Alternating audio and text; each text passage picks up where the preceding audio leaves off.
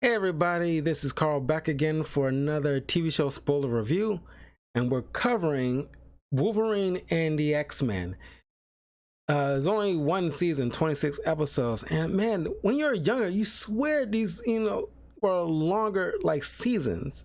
It's like, man, you're surprised, how short some of these seasons were.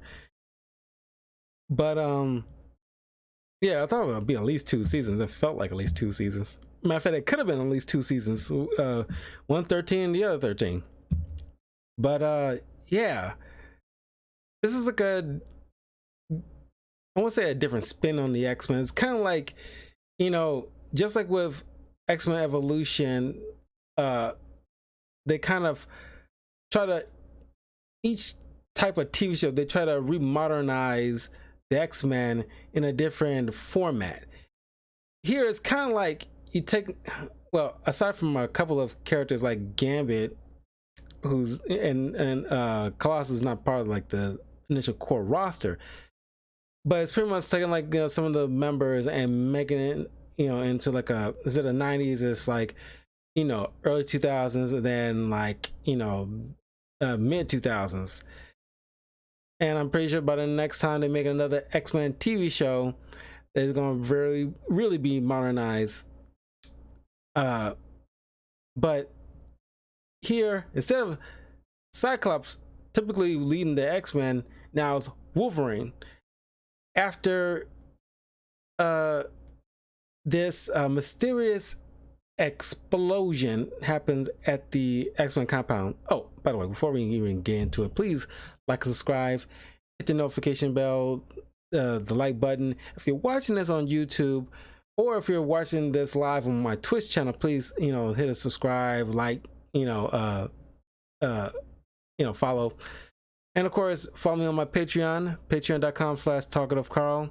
So that way, if you have suggestions for certain reviews that you want me to cover, comic, movie, TV show, check out my Patreon. You can just join at the dollar tier. Twitter at talkativecarl. Like I said, all links are in the description below. Anyway, a massive explosion happens. It's all a big mystery until like a little halfway through the season. And Jean is missing for a while. Professor X is missing for a while. And now like the rest of the team are pretty much scattered. Now Wolverine's pretty much like on his own. Then as soon as he's out, they keep pulling him back in, because he ended up saving like this family's little girl from like a car collision on the road. And because of his healing factor, he managed to be able to protect the kid from the flames. And the family, the parents are, like overjoyed and thankful and want to help. Even though they don't know he can heal, they want to help the man. It's like, and you see all the bystanders looking around like, yo, give me like your blanket. What's everybody doing? Like, what y'all staring at? He's a mutant. So, and it's like I love it. He saved my daughter's life. Who cares if he's a mutant or not? This man needs help. But then one schmuck ends up calling the MRD, who's one of the threats. Given the fact that there's only one season, they managed to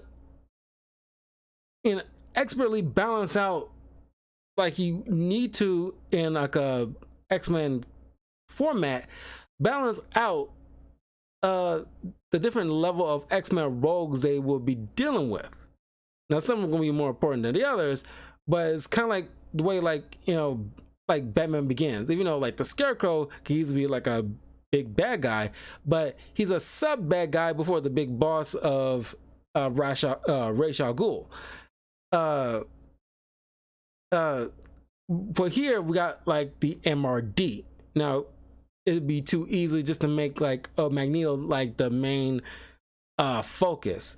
He technically is, but he shares that with the MRD, and by extension, Senator Kelly, who at this point in time is like a staunch anti-mutant hater who's doing everything he can to eradicate the mutant race to preserve the human race. Even though I'm pretty sure at a certain point people should be clued in on the fact that humans, by extension, by DNA, will randomly, somehow, at some point down their family line, will birth a mutant. It's just like a known fact, at least by this point. It's not just mutants birthing mutants. Humans can birth mutants too.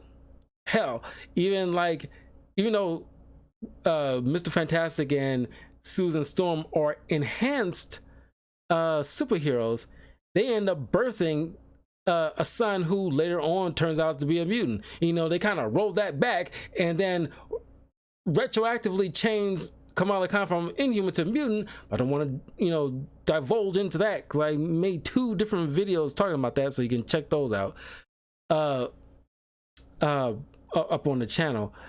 But so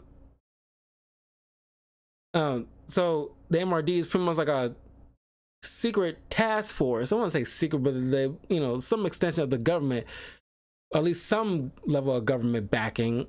Well, I won't say government backing. It's nice to have some more like a TV show with some agency for Archangel, or Angel at this point. He turns an Archangel at the later half of the season, whose father, who we actually get to see here, who's backing financially Senator Kelly, that eventually leads into the Sentinel program. Of course, he's trying to keep a secret at the fact that his son's a mutant, even though his son goes out vigilanting all over the place trying to save people.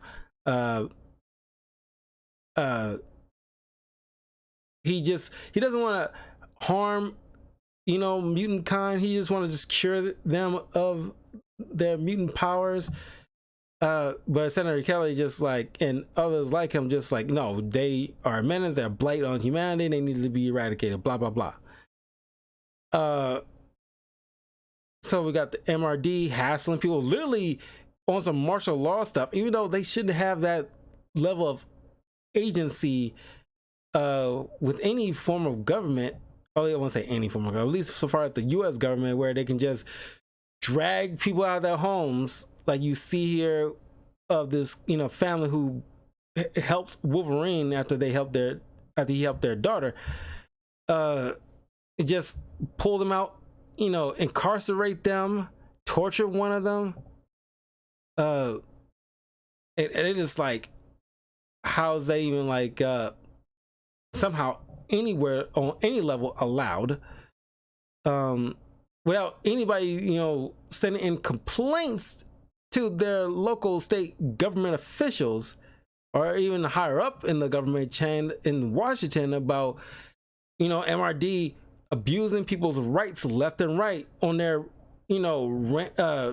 rampant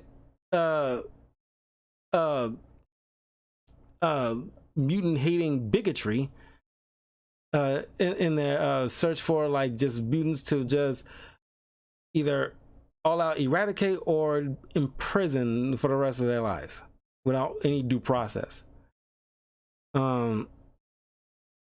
So Wolverine gets the help of Beast to help save that family. Now they realize, okay, the MRD is going way too far by just literally dragging out ordinary families, just even on a notion they might be helping a mutant. Then they need to be put a stop to. So they start slowly, bringing some of the team members back, like Iceman and Shadowcat. And then we get Emma Frost coming into the fray, who,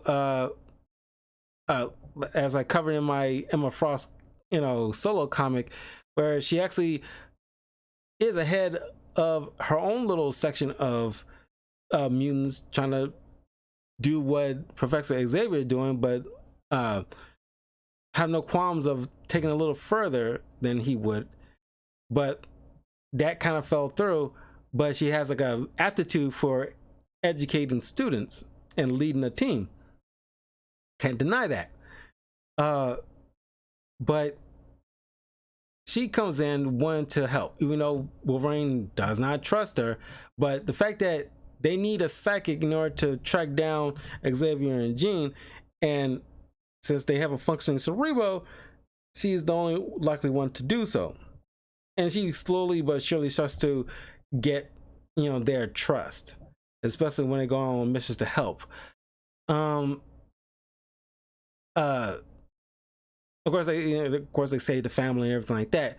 But then they realize, oh, we found Xavier. He's on Genosha, where Magneto is.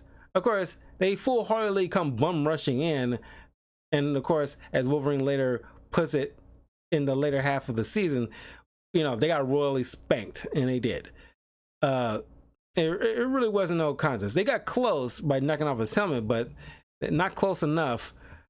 But they realized, oh, Magneto's caring for Xavier. He found him on the shores of Genosha, and he allowed them to take him home so they can look after him.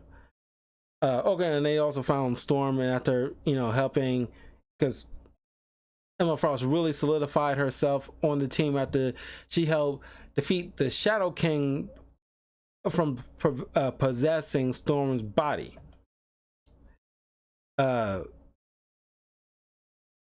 I like most of the designs of these characters, but Storm is probably my least favorite design character out of this show.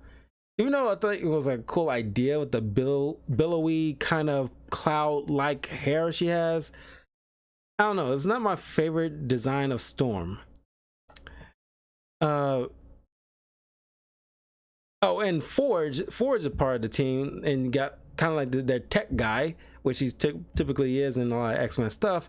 But in most cases, he is like a leader of X Factor. But here, he looks like Tony Stark in the face, and they kind of treat him like a dunderhead, even though he's like a tech genius. And in most cases, he's pretty knowledgeable, a leader in his own right. And in this iteration, they kind of treat him like the techie goofball nerd. That's one way to do it. I'm not a fan of it, because the Forge that I've seen in most cases where he's very competent, an effective leader, wise. But I don't hate it, but it's just like, wow, they treat him like the nerd of the group, which is I'm not really a fan of. But they come to realize, because Xavier reached out to and they also eventually picked up Scott, but he was pretty much like wallowing in self-pity after seemingly losing Jean in an unknown explosion that can't be explained. Wolverine managed to form a team together, and thanks to the encouragement of Xavier saying like, hey,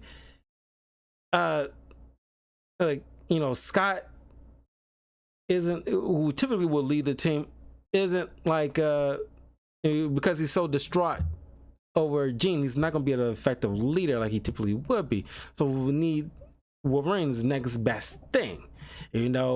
Arguably Storm should be like the next best candidate. Typically she's like the second choice leader when Cyclops is not around.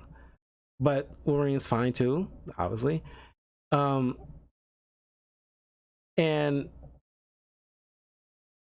Xavier reached out to him psychically because he wakes up from his coma 20 years in the future and managed to get a hold of various different types of cerebros. Eventually becomes portable. but he also has these kind of metal prosthetic, not prosthetic, but metal kind of bracers to allow him to walk and be mobile. And it's probably the most, action oriented Xavier that we've seen in any iteration of the X-Men, where he, outside maybe certain comic books, but you actually get to see him actually, fight back and actually do some stuff. He's not just a guy in the chair, literally. But he managed to contact the X-Men through the past, to explain to them that, the war between mutants and humans escalated to the point of the Earth's, destruction, and the Sentinels are pretty much like, conquered the Earth thanks to Master Mode. A Master Mode is pretty much like a bigger Sentinel that makes more Sentinels. And of course, in the comics, there's also a Mother Mode, which the Master Mode in this iteration kind of looks like a Mother Mode because it's actually a female robot. But Mother Modes makes Master Modes that makes Sentinels, which is pretty dope in a way. Dope concept in a way. And given Wolverine information on what he needs to do in order to put a stop to this horrific future, they have to find Jean and sabotage certain stuff with Senator Kelly's machinations to prevent the creation of the Sentinel program. All the while, there's little stuff going on with Quicksilver and Magneto, because we got the Brotherhood here, and of course there's Rogue, who I don't like Rogue in this, at least not until probably the tail end of the season, where she still acts like the same age she was in X-Men Evolution, where she's butthurt because at the beginning of the season, Wolverine's had to lead the team to go do what Wolverine needs to do to recover some kind of memories and stuff like that. And she gets all butthurt, like, fine, leave. That's what you're good at. I was like, girl, how old are you? And it's like you're not a teenager anymore. You're probably in your mid-20s at best. So it's like you still act like a petulant teenager that, mad that daddy's gotta leave. And it's like, I just cannot stand it. Like, girl, get over yourself. It's like you act like you're 10 and daddy's gotta leave for a while and you're pissy about it. And then she ends up going and join the Brother of Mutants, which in this case has Blob, Quicksilver, Domino is in there, and Toad, who constantly gets caught by the MRD.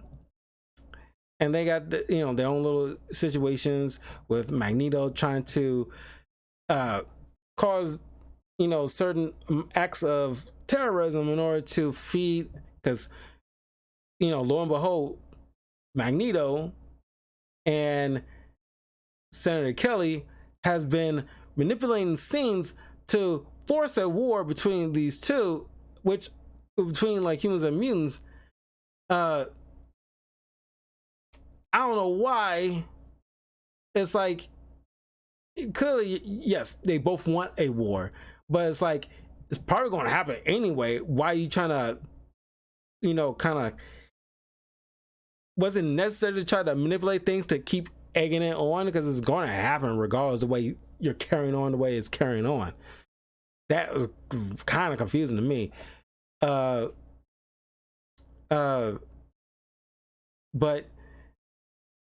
on Genosha, we get to see Scarlet Witch, and of course Polaris, who we really don't get much of in most iterations of the X-Men, maybe outside of the comics. But yeah, in most iterations we rarely see Polaris, and I don't think most people remember she being and also daughter of Magneto. And I like her in this, and she gets a little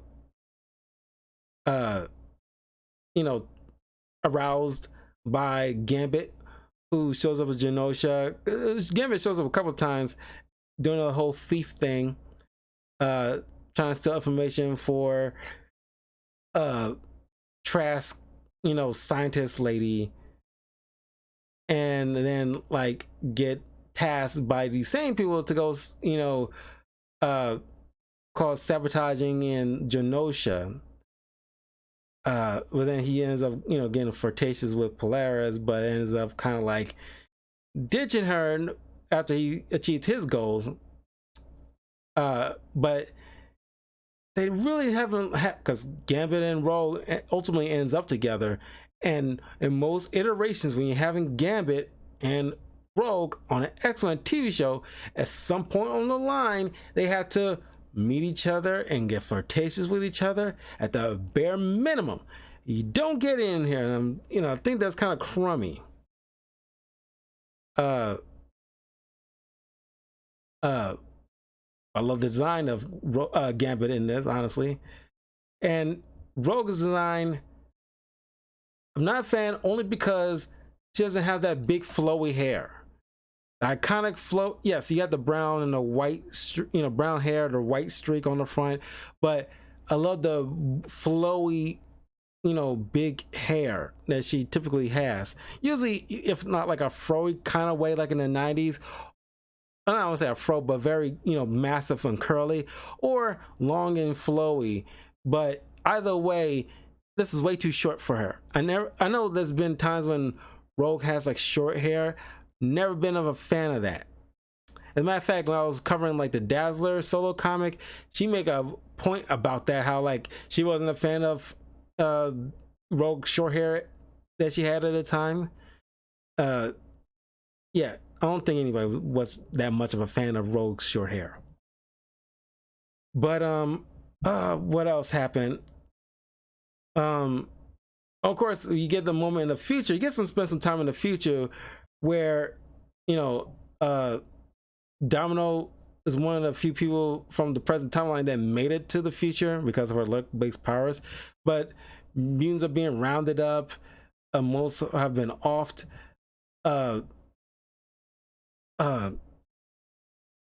Wolverine, survives, but he was missing for a while. But you see him show up in the future, helping Charles a little bit.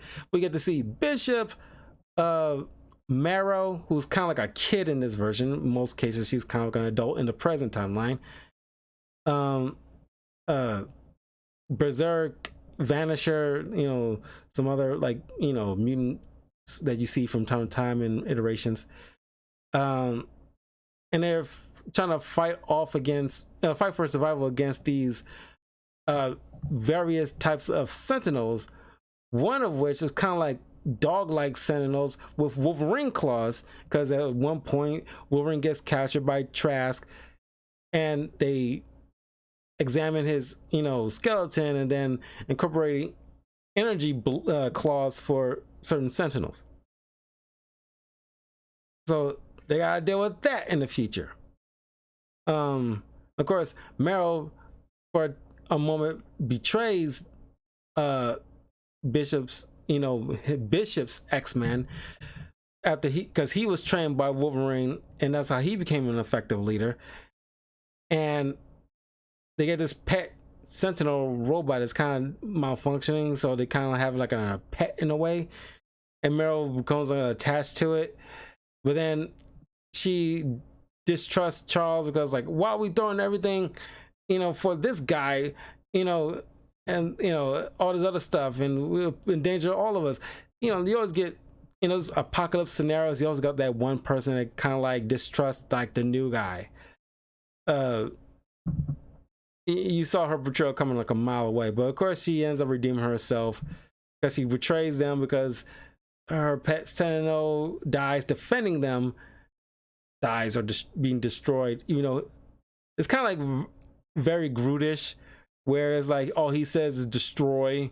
And as soon as because he's been trying to teach him how to actually say words, right as he's trying to save them and he just actually says run, and he actually says it's kind of like Groot's like, I love you guys, family.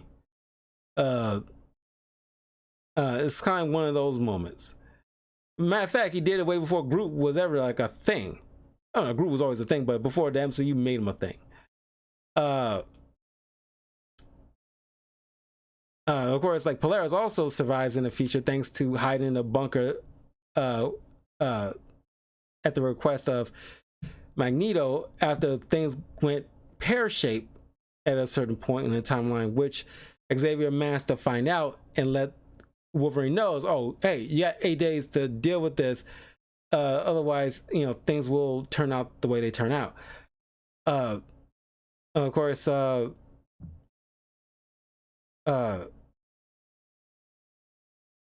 what else happened? Oh, there's little tiny adventures here and there, like Wolverine dealing with, like, after the situations with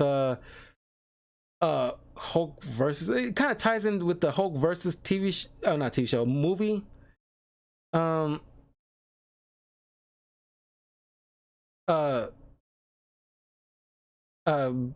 Because it's kind of like playing homage to Wolverine's first appearance in like an Incredible Hulk number 181 with the old suit that we first see him in, where he didn't actually have adamantium claws at the time. He had actually have just bladed gauntlets.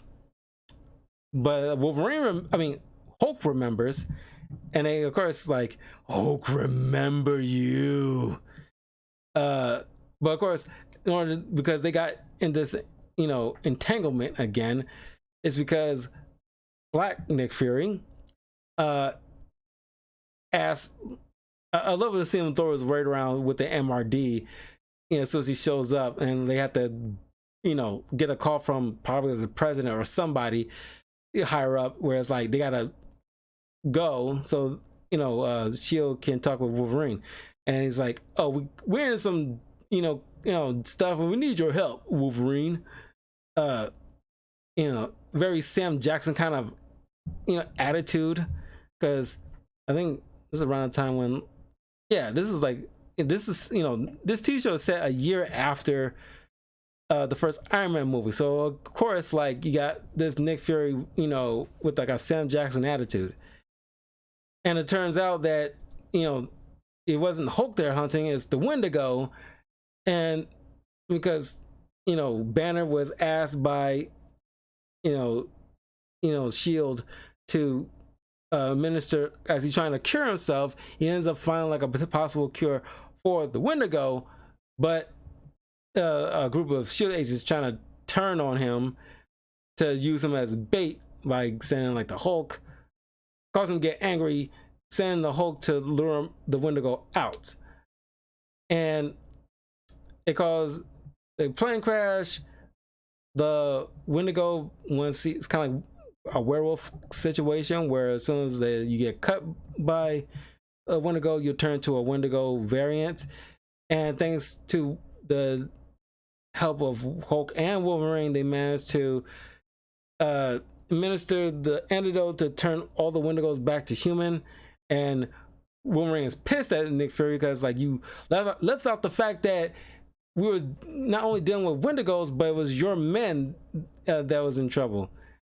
And it's like, okay, fine, since you because Nick Fury is kind of like an ass sometimes, where it's like, there's need to know basis. So it's like, okay, I got you. So it doesn't really show it, but clearly like he stabs Banner to cause him to Hulk out. And it's like, well, Hulk wanted to thank you too. Hulk turns out and it's like, knocks Wolverine, across the, forest. And he just lays there with a smile on his face. It's like, have fun, Fury.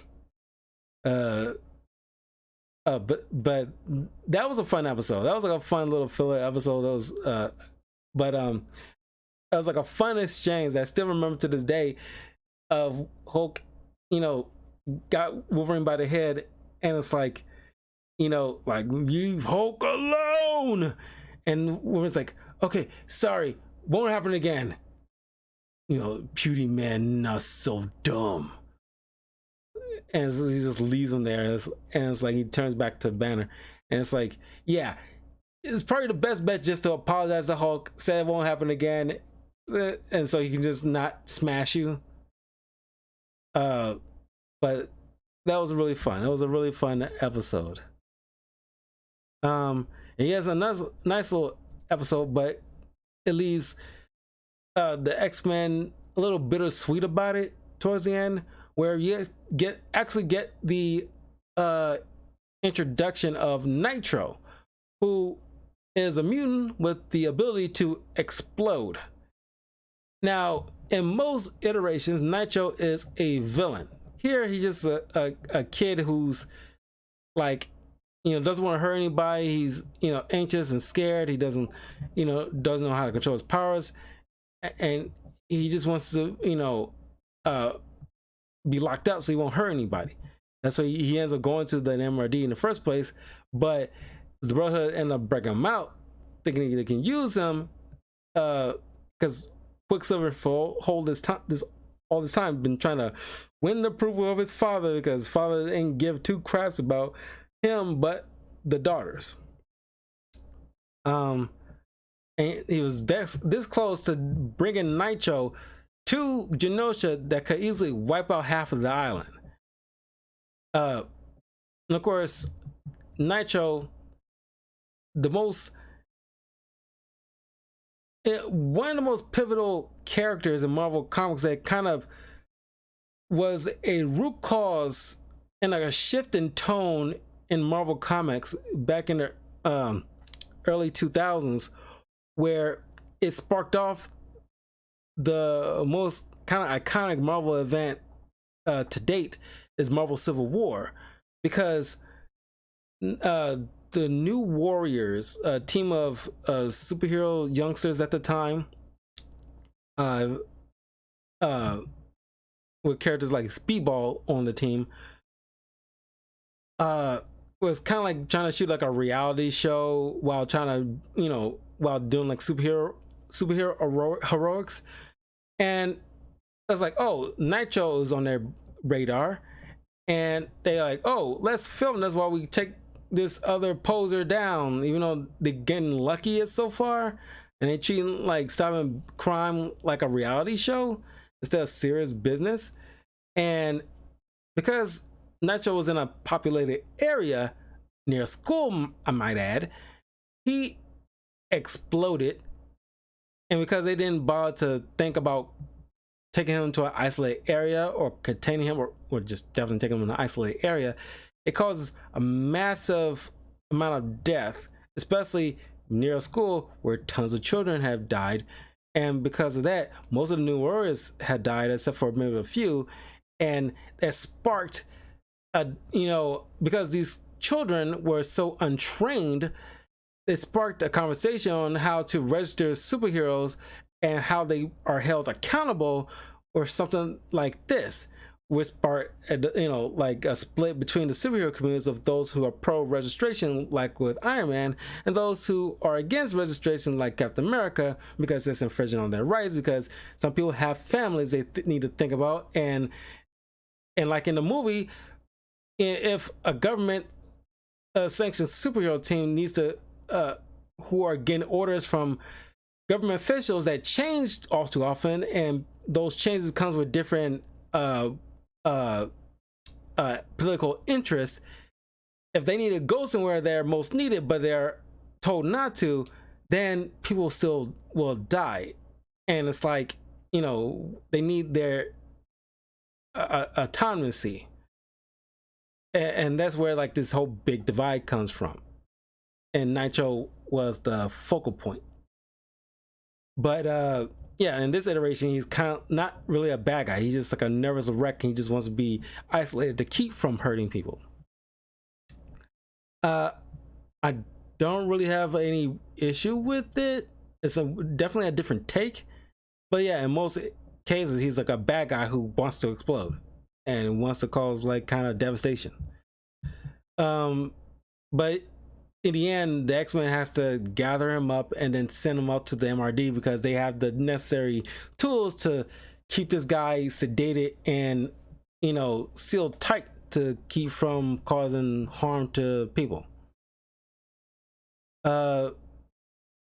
Anyway, 'Cause that was a pretty bittersweet, because like, they are essentially giving a fellow mutant to an enemy, all because they have no other way of uh dealing with it. And of course, you get Nightcrawler,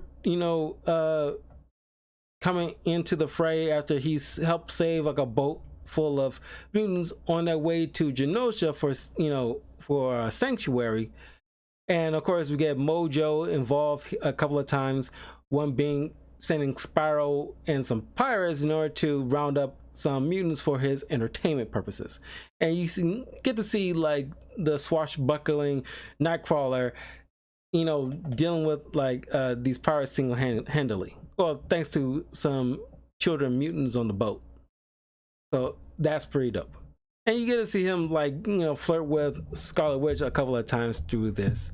She at a time she also had a thing for Vision. So and of course, we get like some arc with Cyclops, because he, dealing with the loss of Jean. His only thing is on his mind. He's not focused on the team. He's there, but he's not there. He's pretty much going through the motions almost. But then he things like, oh, Sinister must have Jean, because Sinister is so super obsessed with Jean, GENE, gene collecting, and but also also JEAN, gene collecting, where he wants to make the most powerful mutants, and you see Cyclops and Jean Grey as like the logical candidates to make the most powerful mutant, which later turns out to be Cable, but we already hashed that out in my Cable solo run. But of course, Sinister doesn't have Jean. Later find out Jean lost her memories after an explosion and is in a hospital with amnesia.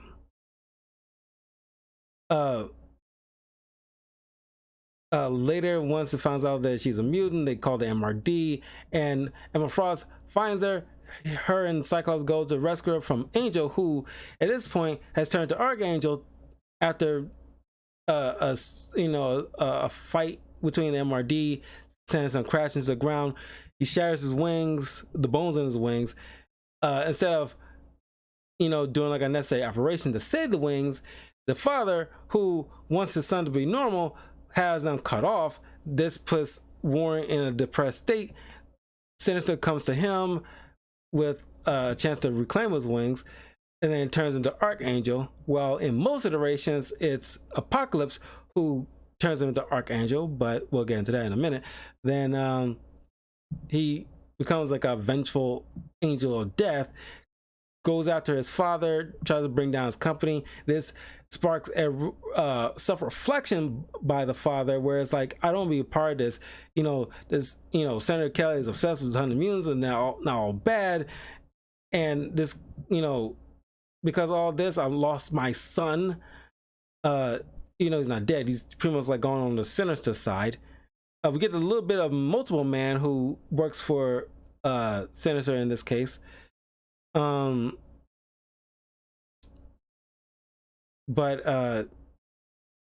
we later find out that Emma Frost works for the Hellfire Club, who's trying to claim the Phoenix Force hidden inside Jean Grey.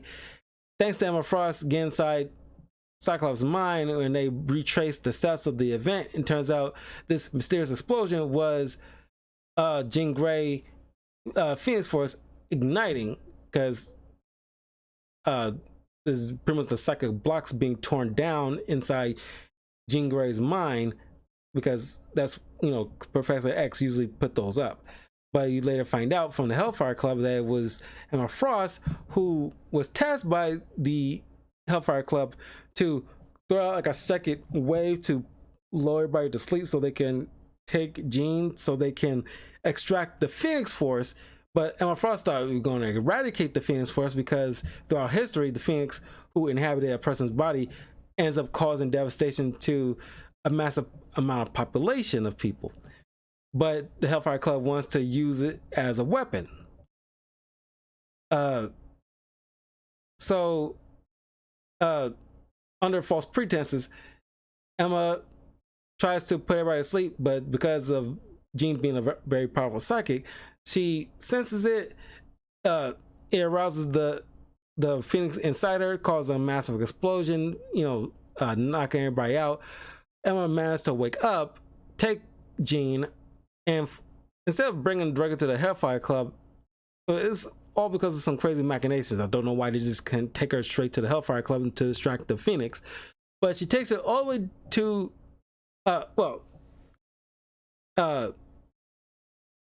I'm confusing with Professor Xavier. They take Professor Xavier and put him on the shoulders of Genosha, and that's how he ended up there. Jean ends up in a hospital. Don't know why they just didn't bother to take her to the thing, but I might have missed some steps here and there. But now, like, Wolverine and Cyclops, like, oh my god, like, you played us this whole doggone time. But she actually is sincere about helping, and she actually is in love with Cyclops too. She kind of fell for him because, as I mentioned in my Emma Frost solo run, a little fun fact: Emma Frost has a good guy fetish, where she has like a thing for Captain America, Spider-Man, because they're very moral kind of people, and she more often than not, like, walk the line of like a villain and good guy or good girl. That's why she has like a thing for Cyclops, because he kind of embodies that same kind of ethos as like Captain America or Spider-Man in most cases, and it's kind of polar opposite of most girls who are into like bad boys. And speaking of which, you see like a little bit of a flashback on how Wolverine got part of the X-Men in the first place, because he's needing like Xavier to find his secret past of his his spotty memories. And from what Emma Frost saw in his mind, that this mysterious loner guy on a motorcycle intrigued Jean, because like, oh, loner bad boy, mysterious guy, all that other stuff. And yeah, Wolverine's appealing, but it's, as I mentioned in various other videos so far, but Jean Grey, I think more specifically, it's just like people downplay Cyclops because they think like, oh, he's a stick in the mud rule follower and stuff. And oh, it's more fun with Wolverine because everybody loves Wolverine. He's the rebel bad boy. And it's like, that is not fair to Cyclops, because if you write him in a way, he's not that dissimilar to Captain America in most cases. And he is cool in his own right. And he's the guy that you ultimately women should want to be with, because it's like a good guy with an edge, where he does what is necessary, but he's not like, he doesn't take the fight immediately. He only uses it as a last resort, which is a mature way of handling things. And he's an effective leader, smart, definitely good looking, and like and charming in a different way from what Wolverine is. But everybody thinks, oh, he's a stick in the mud good guy, rule follower, and that's not fun to kind of like write about. Or even though they want to ship Jean and Cyclops, people will be so quick to like let her have her little side fling with Wolverine, which is like not fair to Cyclops. Even though in current comics now, it's like on Krakoa, they kind of like swingers at this point. Everybody's swinging, one way or the other. And of course, these four in particular, Scott, Emma, Jean, and Wolverine, have like a quadruple fling with each other, which is like, well, that solves that mess. No jealousy here. Everybody just doing it with each other. And it's like, that's one way to solve it. You're gonna have to worry about that weird triangle love-hate BS crap, everybody, because clearly like Emma and Jean have like a love-hate thing going on. But anyway, once they figure out what the Hellfire Club is up to, they put a stop to that. But the Phoenix gets out, takes over 4 Hellfire acolytes, and with again ahead of myself. Thanks to I don't know why Wolverine didn't come to this kind of conclusion in the first place, but they, to prevent like the future from the bad futures from occurring, Wolverine and the X-Men kidnaps Magneto and Senator Kelly, bring them to the X-Mansion to have Xavier show them what the future looks like, and it's completely devastated. Nobody wins, nobody's right, and the future is run by these Sentinels that eradicates almost anybody. And so that puts, Kelly decides like, okay, I'm halting the Sentinel program. Gotta reevaluate some stuff here. And of course, Magneto taking in a different direction altogether, where it's like, oh, well, I'm going to force a provocation by having Mystique pretend to be Kelly, kidnap Kelly, pretend to be Kelly, get the program back up and running, send the few that's active to Genosha to start causing devastation. So that way it will force me to retaliate, give me a reason to unite every mutant. But of course, Wanda's not, doesn't want any part of this, nor does Polaris, after realizing, wow, you're sacrificing your own people in order to force your little war. And of course, Magneto's always been like a total hypocrite. And thanks to the Phoenix Force being knocking down all the Sentinels that Magneto took over, and Wanda taking over Genosha, oust Pietro and Magneto from the island, from once everybody realized what he had done. And Zara explained what happened to Kelly and what went on with that. But of course, Xavier still in the future, but now the future is not run by Sentinels no more. They stopped that, but now it's a different future because Sinister turns out to be working for Apocalypse, and now there's like an Apocalypse future that they gotta contend with. Not like a devastation like of the lands of Apocalypse, but the actual original mutant recorded in history Apocalypse, who is now like trying to take over the lands as a pharaoh in a way. So, and that's where like the season ends. And I still like Wolverine and X-Men. It's still like a good show and a nice tight story, and fairly balanced out. I think it could have easily fit in one more season to deal with this Apocalypse situation. But it's too bad. It probably ran out of funds, or wasn't much viewership or support. Maybe, I'm not sure. A lot of people I know love Wolverine and the X-Men, so it's kind of like a shame to kind of like that completely fell through. But it is a shame. But that is it. You can find this on Disney Plus. You can watch the entire 26 episodes on Disney Plus. But the next one isn't on. The next 2 X-Men TV shows isn't on Disney Plus, which is also weird. But the anime season of Wolverine and the other one just fully X-Men, I probably have to buy that directly from like possibly like, or at least rent it, I should say, directly from like YouTube or Amazon Prime, and that'll be the next 2 TV show reviews. And the next comic book review, because I already did Psylocke, which should be on my YouTube channel by this point if you're watching this. But the next X-Men comic that I'll be covering, well, actually will be, well, I want it to be Deadpool, but I want to wait until I review Deadpool 2, because the next movie I'll be reviewing, or getting back to the X-Men movies, will be Logan. So I'll probably like I probably will skip Deadpool and go right into Sabretooth comic solo miniseries. Um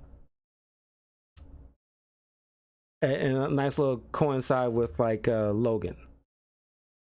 Um but after that I'll go to like a Deadpool comic, because I already did like a Deadpool comic before. I think I definitely did the first Deadpool movie a couple of years ago, which is on my channel. You can hear my thoughts on that.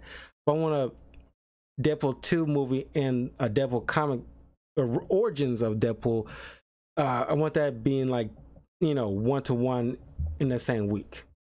So next solo comic will be Sabretooth. Next TV show will be Wolverine anime, and the movie will be Logan.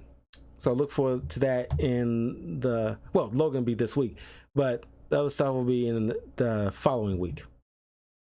But anyway, I will see you all tomorrow for my tier list ranking. I'll be doing another one here, but all for the MCU villains, including most of the TV shows. Which I'll be doing because I wrapped up Secret Invasion, so I want to make sure I got that. By the end of each phase, I will be revisiting the villains and try to include them into the tier listings and stuff like that too. But that might, you know, take a good hour and a half maybe, because there's so many at this point. Not every villain, just like the probably at least the most recognizable ones. So look forward to those. But anyway, I will see you guys tomorrow. Have a great night. Take care. And once again, follow me on links in the description below. Subscribe to the channel. And let me know what you think of Wolverine and the X-Men in the comments below if you remember the show. And do you have like a favorite episode or favorite character? But anyway, take care. Have a good night.